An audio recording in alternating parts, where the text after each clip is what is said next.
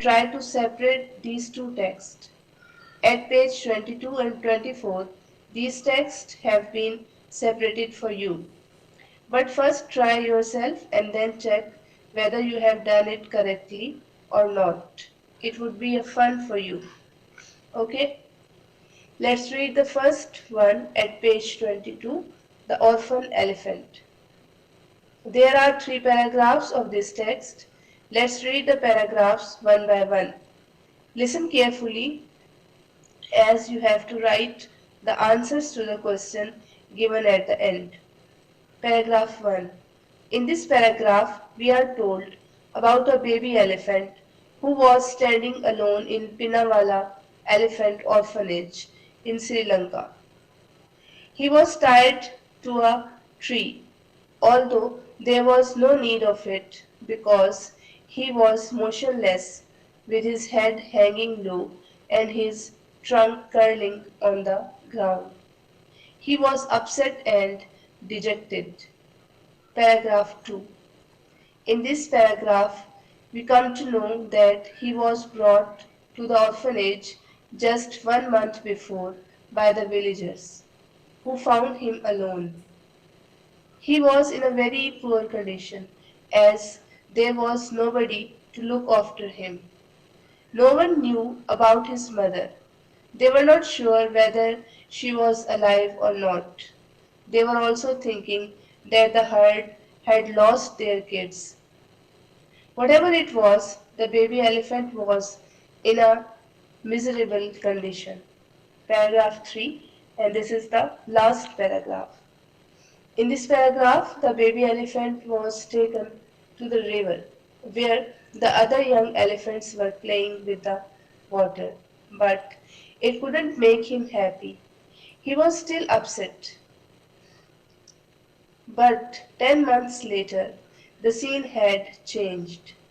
The baby elephant, who was the picture of unhappiness, now was the well-fed and happy elephant.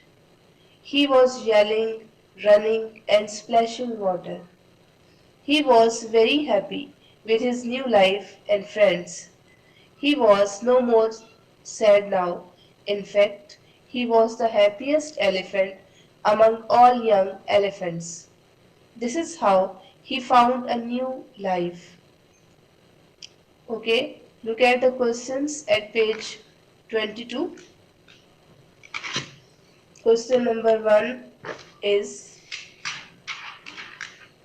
explain how the baby elephant's behavior shows that he was distressed. You can find the answer in paragraph 1. Question number 2. Why was the elephant's body yellowed when he was found? You can find the answer to this question in paragraph 2. Question 3. What suggestions does the writer make about what might have happened to his mother? You can also find the answer to this question in paragraph 2. Question number 4. In what ways had the elephant changed 10 months later? And you can find the answer to this question in paragraph 3. Question number 5. What adjective would you use to describe the atmosphere of the text? Okay, think about it. It could be a picture of happiness or a picture of misery and dejection. Okay, there are 2 options for you. Think and choose the right option. Picture of happiness or picture of misery and dejection. Okay, and student, do keep this thing in mind that all is well that ends well. Okay, move to the next page. Page number 23, vocabulary. Part 1. Write down the words in the text which have the meanings of the following words and phrases. There are 5 words. First one is gloomy depression. The meaning of this is dejection. Second is abundant, and the meaning is deserted. Third one is uncared for, meaning neglected. Number 4 is mourning, and the meaning is grieving. And the last one is nestle up to, and the meaning is nuzzle. Okay, part 2 and 3. Part 2, morning and morning are homophones, words spelt differently with different meanings, but with the same sound. Write two sentences using these two words. Trunk and trunk are homophones, and these are the words spelt and sounding the same but with different meanings. Okay, write two sentences using these two words. Okay, you will do it yourself. Use your dictionary, find the meaning of these words, and make sentences. Okay, come to the next page, page 24 and 25, and we are going to read the second text, Candy Pereira. This text has 5 paragraphs. Let's read paragraph 1. Candy Pereira, also known as the Festival of the Tooth. It is held in July and August in Kandy, Sri Lanka.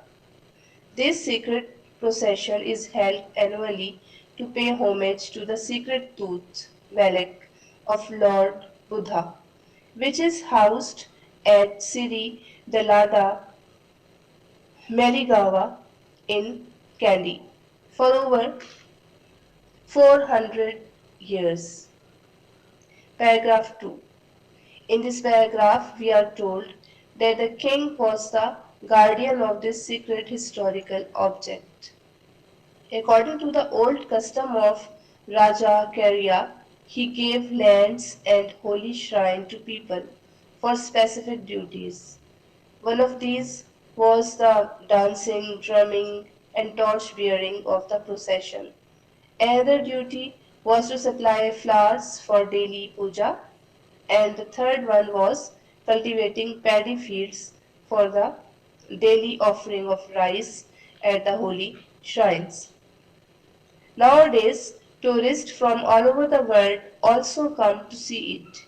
It begins at the full moon at a time prescribed good by the astrologer and continues every evening for 11 days. Paragraph 3. In the procession, they prayed God for rain, fertility, and successful crops. In Sri Lanka, as the elephants are a cultural symbol of fertility, so they are also participated in the parade. They travelled long distances to reach Kandy for the procession. They are decorated with brilliant covering stitched with mirrors in rich colors.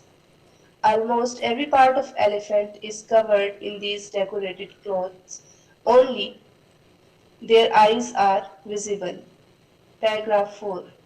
In this paragraph, we come to know that the procession starts with the ear-shattering sound of a stick.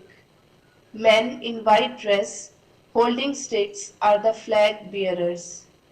Beautifully dressed elephants shining in the firelight. The drummers beating a frantic rhythm. There were also horn blowers and dancers who were dancing with their flashing anklets, bracelets, and necklaces. Elephants link their trunks and sway to the rhythm of urgent beating of the drum. Nothing can disturb their crazy movement, not even the intense heat and noise around them. Paragraph 5. This is the last paragraph. In this paragraph, we are told that elephants are much regarded in Sri Lanka, so they are essential part of this procession. The procession is over when the gods of every shrine have been honored, and with this, elephants go back to their villages for the routine work. Okay, now move on to the questions. There are 5 questions. The questions are: Question number 1 is, what was involved in the ancient culture of Rajakarya? Paragraph 2, you can find the answer. Question 2, why do elephants have an important role in the Candy Parade? You can find the answer in paragraph 3.